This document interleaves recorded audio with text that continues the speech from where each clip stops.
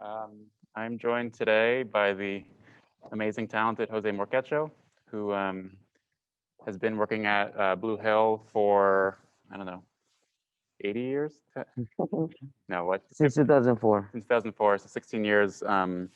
Jose is a really central member of the team here. He wears many, many hats. Primarily, he runs the butchery here. So he's been responsible for breaking down whole animals over the years and really has an amazing sense of how to do that in the most economic way possible. And also over the years, he's done many other things. He makes some of the most beautiful pasta I've ever seen. And he also is responsible for nixtamalizing grains, which is the topic of today's class.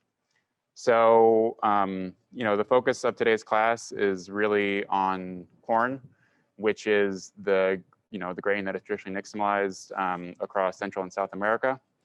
But beyond that, we're going to be veering towards some of the work that's done in the restaurant over the past couple of years in looking at how this process of nixtamalizing, which in effect is a way of transforming a grain to being more digestible, more nutritious, and having some more utility in the kitchen, and how we can apply that to other grains and legumes that are so important to this rotation. So, Jose, welcome. Privilege to be next to Right. you. Do you want to talk a bit about um, how you started? I mean, first, how you learned how to do all this stuff back home in Ecuador, and how you applied this way of thinking to what we do at Blue Hill. Yeah, so I'm gonna talk a little bit about me. I started the Stone Barns in 2004. Um, I started as a butcher, and then few years later, I started making pasta, and started playing around with lots uh, more with grains. And years later, Stone Barns started growing this corn. It's called orofilo, right? Yep, autofilet. Yeah, orofilo. Yeah. So we start this corn started introducing a lot to the restaurant in 1 year, and the restaurant started making polenta. But they were not going through quick enough with lots of corn, and the year was coming and getting more corn, and so I was like, then I started thinking back, like how back home we used to mix and realize corn. I said to myself, maybe if I mix and realize, it might be good. And then I started playing around, but then it came another idea. I said, where I get the ash from? Like, it's like I said. Then I see the chaps cooking meat outside with what kind of wood we use? We use birchwood. Birchwood, yeah. Yeah. And then I start collecting ash, which that's what we have here. Um, So how about you start doing the process, and I'll start kind of narrating what you're doing. So the process of making nixtamal is to cook a grain in an alkaline solution. So something that has a high pH. So traditionally in Central America, you do that with ash. yes, ash and water and grains. You can Yeah. do any So grains. so Jose's recipe, for those of you want to do this at home, it's 700 grams of corn, so 400 grams of ash, Ash, which is right there, which Jose got this morning from the fireplace at the bar, yeah, and 1,400 grams of water. exactly. So I have the water here. I'm gonna add the corn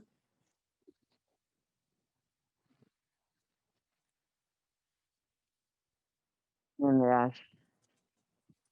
And so, if you were to do this on a large scale, people will also use something called cal, which is a derived base that you can use to do this in a larger amount. So you don't have to use ash, really anything that'll give you an alkaline solution. So we'll hand this off. Yeah. Yeah. So we're So gonna, yeah. this is gonna get cooked for about 19 to 20 minutes. Like every once it start boiling, like every 5 minutes you want to stir, because otherwise the ash is gonna start going down and might start burning. So that you don't want it to happen. So you want to stirring every 5 minutes. So this is ash from the fireplace, and you've sifted out the larger Yeah. pieces. So I had this once you once you get the ash, because it's pieces of charcoal and all that, you don't want to add that to, you don't want to mix it out with grains, and then later it's going to be really hard to remove. You're going to start like taking every pieces of charcoal from that. To avoid that, back home we had these like I seen my grandma used to do that. Like she we didn't have this kind of beautiful things to sift it, the ash, so that was a funny, funny thing. So I started like thinking myself, I said, well, if I sifted this ash in this smaller what it's called. Yeah, so in the smaller holes, so that's why the ash is very fine.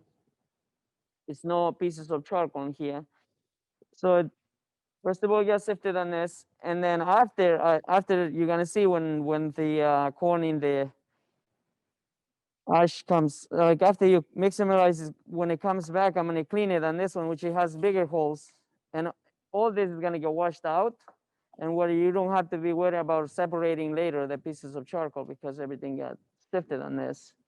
And again, if you're looking to do this at home and don't have a fireplace, like many of us don't, you can use the call, which you can order. And this is not product placement, but this is, a great company called Macienda, who both supplies corn and also the call. And, Anson Mills is another great company. So this is something you can buy online. This is probably enough to start a small tortilla factory. But I think you need a pound for 100 pounds of corn. So Oh yeah, I never play with the. yeah, and so Jose's never used call, right? No, so the good thing is I was growing up with my grandma. I was born in their house. My parents had me at my grandparents' house, and they built a house when I was probably 4 or 5 years old. And then my mom said that I never wanted to move out with them, so I basically I was grow up with my grandparents, so that's why I was able to watch some of the butchering things and some of the mixtamalizing grains. That's why I have like, I'm not a good cook, but I learned how to cook. Like I wouldn't, So there's some questions about the specific kind of ash. I assume they're not birch trees where you're from in Ecuador. No, there's where we used to use the eucalypt leaves. Eucalyptus. Yes, eucalyptus leaves. So they were burned that, and some of the like regular wood that they use for cooking. We would most of the cooking would be back home was in with wood. Yep. So we would never have those things with gas. We never had that. So we would collect a lots of ash. So we would have plenty. But I don't know if it was for flavor or for what, but I did not know that. But we used to burn before making the nixtamal. We would burn a little bit of leaves of the eucalyptus leaves. Yep. We would burn and then sift it. Not sift it, but so we would really use the ash. Any ash that's going to lower the pH will work for this.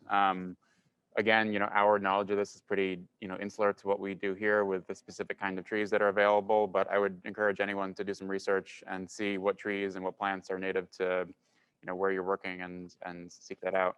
In terms of the corn itself, though, the kind of corn that you would nixtamalize, we're not talking about sweet corn that you eat on the cob, right?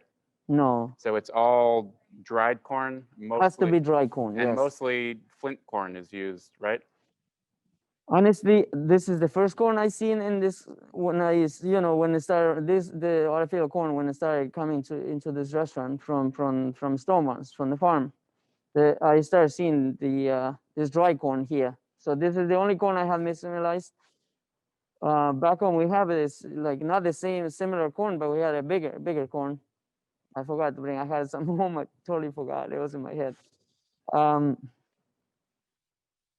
But Andrew, you had bought some corn from other farms, but Yeah. I don't know what was the breed. Can you? So I think so just for reference, the autophyllite corn, it's an indigenous variety to the Northeast, and as Jose said, it's often used for polenta. It was developed in the Northeast many hundreds of years ago, went back to Italy, and Glenn Roberts of Anson Mills sent Farmer Jack and Chef Dan the seed many years ago, and the farm's been growing it and adapting it to this climate. But I think that all goes to say is, this is not a traditional variety that you would use to make tortillas or tamales, No. but you're applying all this knowledge to this, and I think that kind of will apply for most varieties of Corn alone, just dry dry. flint corn. So we have used other kinds. We use Yeah, the 'cause Oaxacan green corn. yeah, you wanted me to play around with the corn from different farms, and I did for a little bit, and all of them would work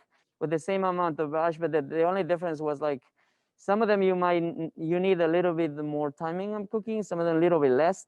That's the only thing and differences. Yeah, so I think that's a great theme to pull out from this whole demonstration is this is more just a way of thinking.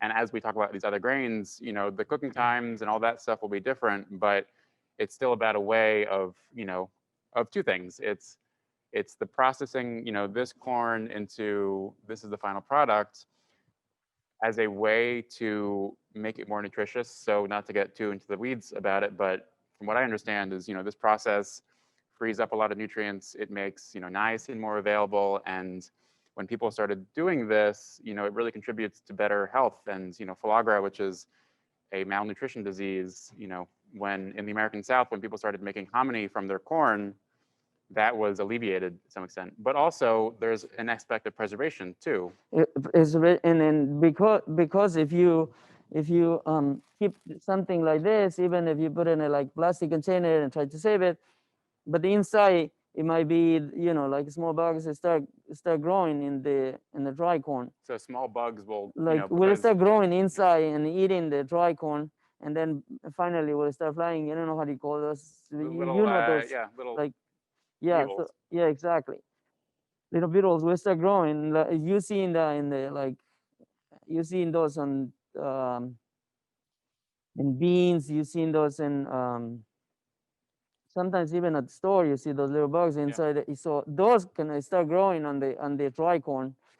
Back home, to prevent that, to save it and keep it for longer, so we would I gotta talk a little bit about the dry corn. Yeah. We would, after we harvested, we would let the corn dry in the plant, and then most of them will, like 90%, 95% will get dry on the plant. And we would, when it comes home, when after harvesting, we had to search it, like separate it for 3 different things. One it was like for piggies. The next one would be for the so the beautiful ones was for seed. Then it comes afterwards was for for ourselves for eating. And then the last thing, some of them would be not completed, like halfway corn, like these guys, probably like this, something like this. We would use it for the pigs. Yeah. And then so to save it, we would nixtamalize it and have it big containers of. So this is this is shelf stable. You're not going to get bugs in this. No, because it gets cooked on ash and it's really harder, hot. Right?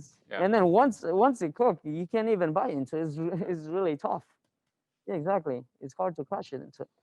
And then once it cooked, it has a different texture also. So compared to cooking with the husks on it, with the skin. So, but something very special for me is that when I see these 2 things, it was like this would be only for a special occasion back home.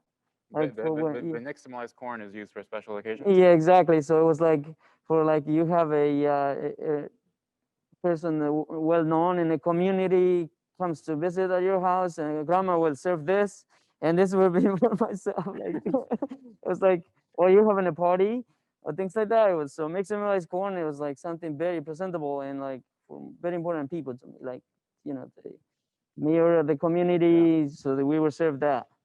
And then this was like I said, it was, we would use this, we would cook this, but this would take much longer, and it's mostly for home using. Most of the people, they won't maximize this unless it's for a special occasion, like wedding or like like having And then what happens with the nixtamalized corn? How do you guys push it to that next level of making a dish?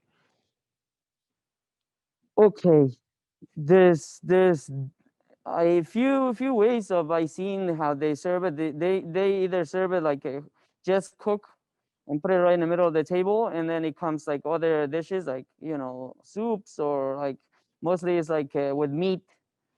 People would have to grab it themselves with a spoon and put it on their plate, eat with it, any dishes that are being served. That's one way. Other way I seen grandma doing it was um, she used to cook cow feet, and she would cut it like about an inch thick steaks, and she would cook that for a very long time in one of these big clay pots. It was a cool thing to see that.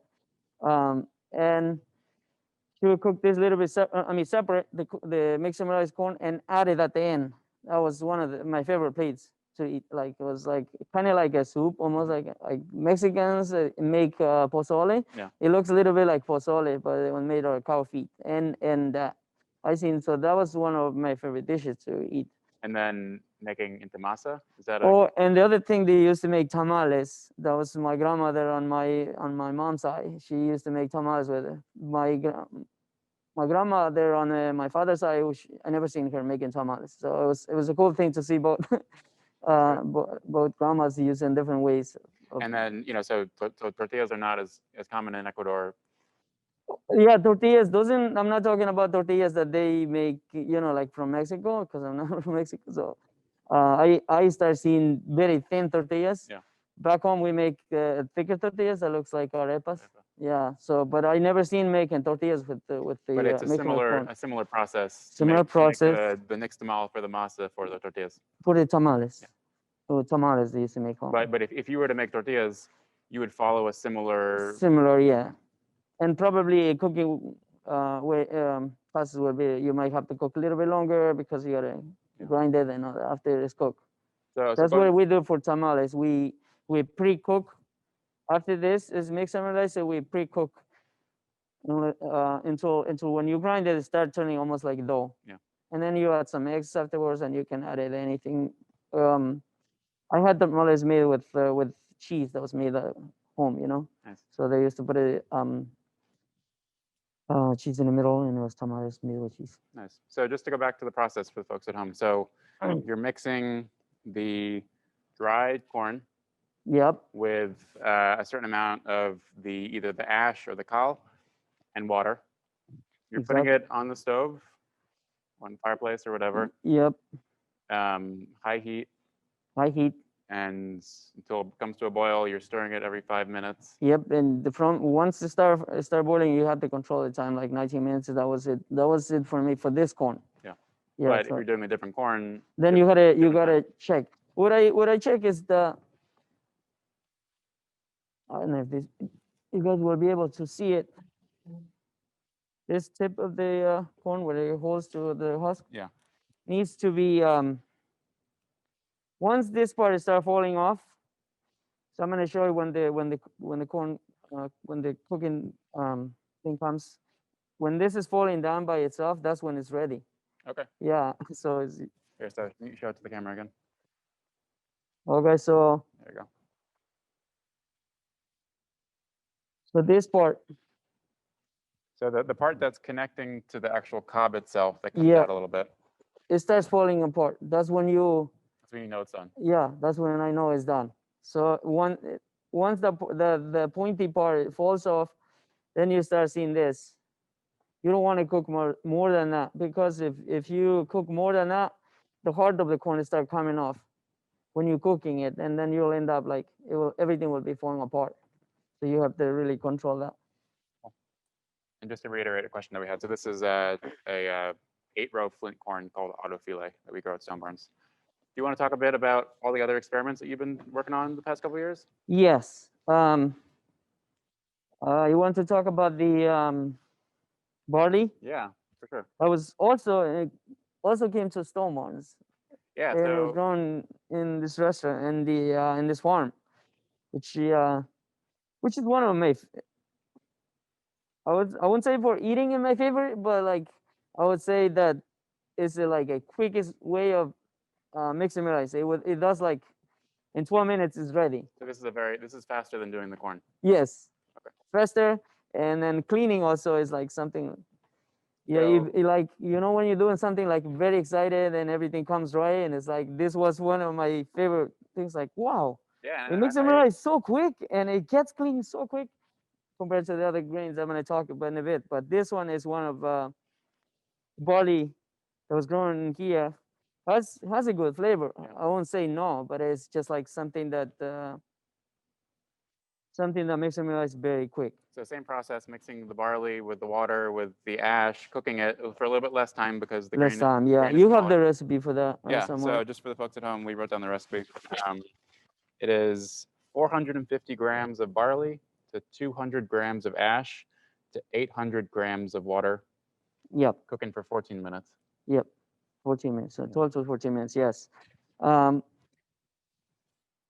so So do you want to talk? So these are both barley, but what's the difference between the two? okay, so this barley is once you you're like it comes out of the pot very hot, you wash it down.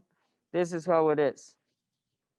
In the process of washing, either you just clean it, wash it very well with a hose, like pressure water, or you can squeeze it. If you squeeze it like this, basically the thin skin of the barley will fall off, and it will turn into this. It will be very white. If you want to have the skin on it, you don't have to worry about squeezing it, Yeah. getting white. So the main difference here is the amount that you're taking off the outer part of the skin. The skin of the corn. But to me, both of them taste amazing. It's just after it's cooked, it's not gonna look white, but it's gonna look at same color as how it looks in here. The flavor is amazing. Has the same texture and flavor of mixed rice, but there's no difference of it.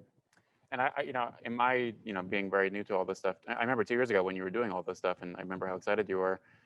What got me most excited is just the difference in flavor. It kind of amplifies the flavor of the barley, and this makes sense. But like for me, it always tastes like pretzels. It tastes like you're eating a bowl of pretzels because that like caramelized flavor you're familiar with at a pretzel comes out of the fact that they cook it in an alkaline solution. Yeah, and the funny thing was, I think Chef Dan was like saying, "This tastes like an egg." Yeah. He said that to me. I was like, "This tastes like an egg." Also, I was like, "An egg." Then I started thinking about an egg tastes like that. So I was like, I have to eat one more time because I used to eat. Grandmas used to play with this a lot. So I was like, wow. And then I started eating it. So it does taste like an egg, but I was like I said, because I was growing with and eating this, I was like, okay, I know this tastes amazing because it's mixed fermented. Yep. And then we have some wheat over there. Yeah. You want me to talk Oh, a yeah, little bit about please. how amazing was to see grandma's fight? um, so this I would say is made in a professional way, and this is like made under like someone is just trying or learning to make it. So I would say on this side is my grandma. On my I don't want to talk about them, but I had to because I want to share you guys my story. Um, this was this is how my grandma on my mom's side would make some rice. Because she's taking off less of the outer hull. It's not that. It's No? like you have to be good at it controlling because they didn't have any scale to measure. They would do by eye. So if you don't have enough ash, or they were always talk about saying, oh, they didn't use enough like eucalypt leaves, and we have other plants back home, so I don't even know how to translate that in English. But they would burn a little bit of that to add it to the ash that was burned with the wood. So because it comes out perfect because everything is it took me a while to measure and play with this and make sure like timing and all that now is being basically saying that it's done in a correct way because everything is measured. But back home they will do by eye, and sometimes might come out nicely or sometimes it won't, even if you cook it with ash, and it won't happen squeezing, it won't happen this. So I think that was the problem with them, because it wasn't because one grandma doesn't know how to do with this, because it was like probably they would put too much water or maybe undercook or overcook. But the grandmother on my father's side, her nixtamalized barley would be like this. It would be very clean, very white color, and to her that was like the best way of like her she A was the plus. very known like, oh, I know how to do this, and she would always say, "You grandma, she doesn't know how to mix it." I was like, I don't know. So I find out that probably wasn't her fault. Maybe she wasn't measuring or doing those things. So that's why. But to me, if you cook it and once you squeeze it and send it out and wash it out, the skin of this of the barley, you can do it, or you can leave it like this. Is great. Is edible. Is you know basically to me is if you don't wash it, you're not wasting anything. You're basically eating. Eating the So whole what you grain. by nixtamalizing, you're only doing is getting flavor of nixtamalize it. That's it. So So through the magic of television, we have some cooked corn. Hopefully it's to your standard. Do you want to take a look? okay. So So this has been boiled for the 18 minutes, stirred every once in a while. okay. So as you can see, we still have some water on in there. Mix it with ash and corn. So this has to be a little bit loose. What I'm going to check right now is if the what is this piece called? The head of the I don't touch. actually know. Okay, so this thing is gonna fall off, which is quite right there. It's not like needs a little bit more time, which maybe a minute or two. Normally I check like 2 or 3 pieces. So double check. See is right there. I do my next one. Yeah.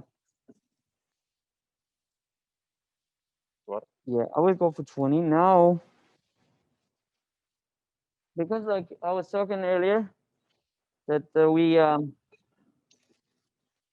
I cleaned it on the bigger hole, so I'm gonna do this one.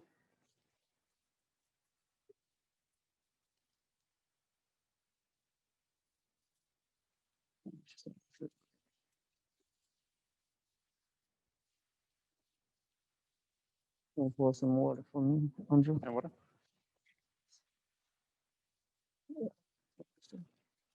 Pour some water while I wash. So now we're just gonna wash off the Yeah. ash.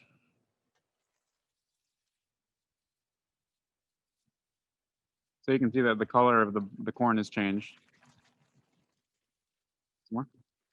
1 second. So you have to squeeze it. As you see, the skin of the corn is gone.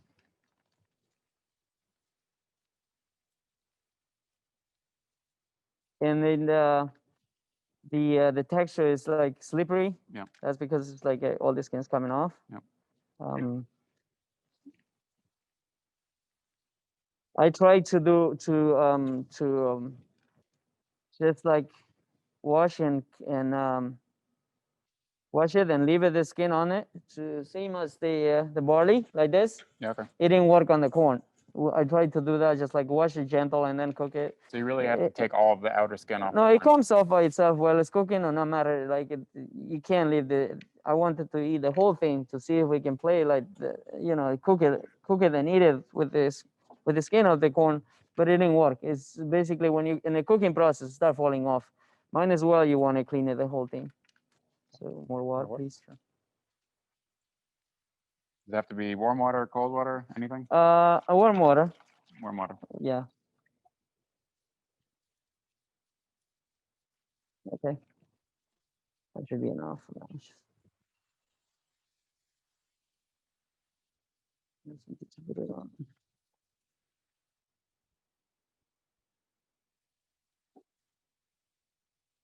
So once this corn is nixtamalized, you can either dry it out all the way or you can use it fresh.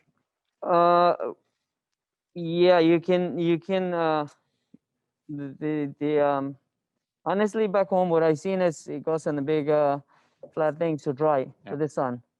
So after it's dry, then we use it for anything. It's cook. We cook it, but never seen like using the other way.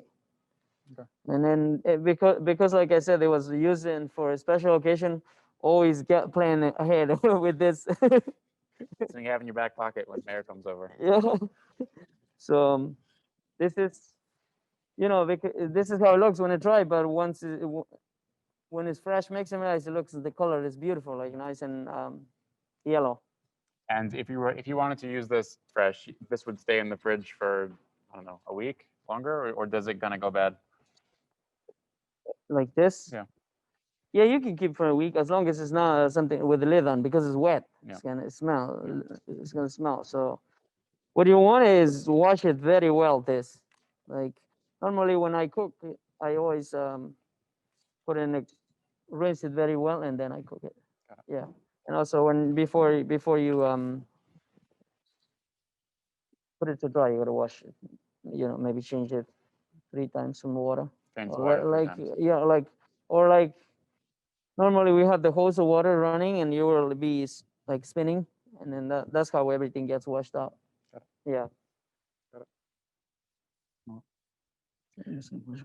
Okay, so do you want to maybe talk about? So you started doing this 2 or 3 years ago, 3 or 4 years ago, Yes. and the first thing that we did in the restaurant was the tamales. I can't remember. Was it the tamales? Oh, yes. Yeah, we started. No, we started cooking whole. Yeah. So we started cooking whole, and as I said, mentioned you earlier, it was Chef Dan or the other chef, Bashin, asked me, like, what do you guys like? How do you guys eat this? Like, I was like, because I cook for them. Yeah. And then they said, back home, these guys serve with meat and like to eat, like in the special events. And he started adding, on his dish, to sending out for people on the small pot for the people to try. It was just fried. No, it was just cook, just for them to try. And everybody was excited, and we started using a lot. And for me, it was like very excited to see like something that would make some rice. And we were going through a lot of corn in like so many bags were sitting on the shelf. It was like, but not enough, we're not going quick with the polenta. So we started using mixed rice, and we were cooking and serving like that. And then later, they started asking me, Jose, why don't we start making tamales? Since you said that we can make tamales, I was like, I might add that Jose is doing all this while butchering a whole pig, yeah, 20 pheasants, half a cow. Yeah, some veal. Deal. So we started making tamales, and there was a funny thing that was like, I said, we don't have those leaves that we use back home. Yep. And then the only leaves that is very similar to what we use back home, it was turmeric leaves. Kind of a little strong, but the one of my favorite leaves that came close to make me remember back home was the fig leaves. Yeah, fig leaf. Yeah, that was a good one. So yeah, so I think that's all to say is, it's taking these ideas and these things that are very central to, the cuisine of many parts of the world, and, figuring out how that makes sense to do that here as another way of, another toolkit to using all these different grains. Yeah, and then so that's how we started making tamales with those leaves. And also I have to say that these corn, we had to play, it's not as easy to say it, but we had to basically make a recipe for these tamales, because this corn is a little bit drier. It's not the same as, after you cook and mix them rice, and then it gets in process of cooking for making tamales. And after you grind it, it was still kind of dry. So we kind of had to get ingredients into that. Play with like, it took me a few weeks to get a right recipe, a right texture of the tamale and all that. And then figuring out how to make a tamale in what is, a very busy fine dining kitchen too. Yeah. And kind of figuring out that balance as well. It was. So that's what I'm saying. It's not because the corn, especially that corn out of field, is gonna work for tamales. It's kind of that. Honestly, it's a dry corn. You have to really come out with the right recipe for it to turn into tamales. That's what I have to say. For the tamales and for the leaf, you're looking for something you can steam for a long time, right? Yeah, but like I said, those leaves work for us. So Right, so anyone who wants there's a to use question it. about using kale or cabbage leaves. Do you think that would work? Um, where's the other leaf that looks like kale? The flat one? Collard greens? No, it's on top of my head. I forgot. It's like it's flat one. But do you think kale or cabbage could Kale work, or might, it's kale too might not. tender? Cabbage might. Okay. The other is another leaf that looks very similar. Swiss chard. Swiss chard. Swiss chard might work. Okay. But I know fig leaves work, and I know the turmeric leaf is the And then flavor. obviously, corn husks are the Oh, standard. that yeah, the same corn husk you can use it. Yeah. That will work if you have it. So Cool. Just some other questions from folks. Can you reuse the ash water after, or it's really a one-time use? honestly, I tried to use it. It kind of gets too concentrated for a second batch. So kind of you're not losing. You can use it, but it gets too concentrated, and it kind of concentrates the water and then the ash into the grains. So I would say, to me, I did play with those recipes, but it wasn't something that I was excited with it. But I tried to stay with once. Got it. Once, And there's a yeah. question if you can use the ash water in your plant beds, and I think maybe you and I are not maybe the experts on that, but people use wood ash for garden amendments. So I would think that this would work, but maybe not, because it's The so only basic. the only thing I've done is that we strain it after we cook here. We strain it, the water. Of course, we don't use the water, but the just the ash. Yeah. It becomes almost like a dough. Yeah. So that we put in compost. Nice. So we're basically just the water, because it's very slippery. Cool. So we don't really use the water.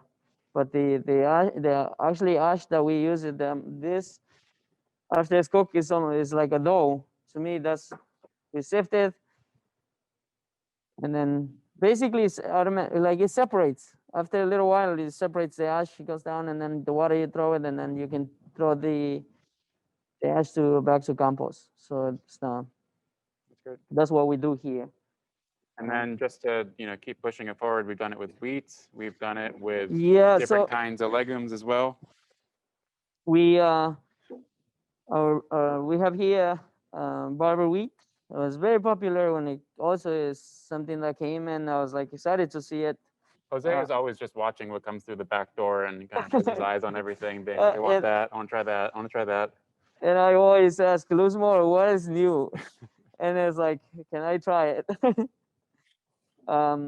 So when barber wheat started coming to the restaurant, I seen them in making bread. I was like, how about we started mixing this?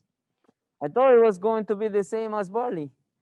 I find out that this is not the same. How is it different? The difference is it cooks almost the same time as the corn, like almost 19 minutes. This one you really have to control the time, because if you overcook, everything is going to turn into puree. Mm-hmm. If you undercook, it won't. It would stay like this. When you're cooking, doesn't taste like nixtamalization. It's just hard, and also when you're cooking, it takes longer for cooking. By then, it doesn't taste like the way you're looking for it. You really have to control the time of cooking barber wheat. How I control is when after it's cooked for 17 minutes, from the 17 minute, the minute 17, I start grabbing something that's cooking. I put with a piece of blanket. I would go like this and squeeze it very gentle. And if I see 4 or 5 of them are like falling off, that means right there. So this is the wheat that you have to use it like a piece of how do you call it, rag or something? Yeah, like a kitchen towel. Kitchen towel, exactly. To remove, and you want to remove it, some of them. It looks, it looks between white and so this is really perfect right there. And we'll put this recipe in the chat right now for this. What? We're going to put the recipe for You this. have this? Yeah. Okay. So this is the only difference with this. So I thought it was by squeezing it was going to be. That's why I told Luzmore, I love this because it's like it's a work that you can do like in 13 minutes. Yep. You know, because 12 minutes or 13 to cooking and it's just washing is nothing. And then when you're washing that,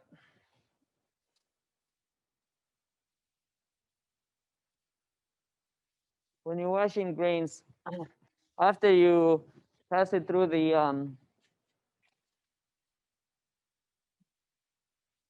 pass it through of this, when you're cleaning, you want to drop all these grains in here in something deep.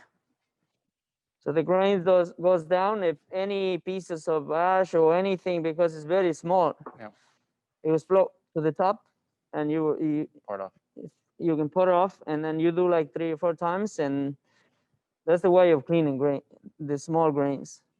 The corn is easy because you know it's big, but at these you have to use something deep and fill it up with water and dump it. You know, after you squeeze it, if you're doing barley, you squeeze it and then. Are there any more questions that we missed in the chat? How do we dry it? So you just dry it by putting it out on sheet trays outside, right? So once it's cooked, to get this, you just keep it outside. Yeah, we put it in a sheet tray with the paper, Yeah, parchment and paper. just the air and the ambient temperature. Yeah, temperature or near the kitchen where it's a little bit hot. The corn gets dried really quick. Yep. Yeah. This takes a little bit while. You don't want it after you clean it. You don't want to keep pile on top of each other. It's not going to dry quickly as well. You want to keep as like touching each other, but not like you don't want to have a pile. It's not going to dry nicely, and it won't dry quickly. You want to dry as quick as possible. And once it's dry, you can store it and have it. And even if I mix it now, I can be eating this in the summer next year. Yeah. That's great. A couple more questions. Could you make a flour with the wheat after it's nixtamalized? You could. I done. Yeah. You've done that. I done, and I You tried. made pasta, right? I don't remember if I made pasta, but I do remember that I played with a recipe making tortillas with like arepas with one of these wheats. Cool. Then we got a question to round this out. It's asking if the barley that was used here is hulled, and this is actually a hullless barley, but it does work with barley that has a hull on it, and that's a really great point because in working with a lot of these small grains, there's obviously a lot of trouble with getting these things processed and getting them to be, available for, people to eat by taking off the hull. And this is another technique in the same way that you dehull a grain to really make these things edible and delicious. So I think we're almost out of time, but I want to thank you, Jose, for being such an amazing person. At 3 o'clock or 3:15, we have another demonstration with Jose talking about meat, and you can see the other side of his brain. But thank you for Jose for teaching us so much. No problem. Thank you. Thanks, everyone.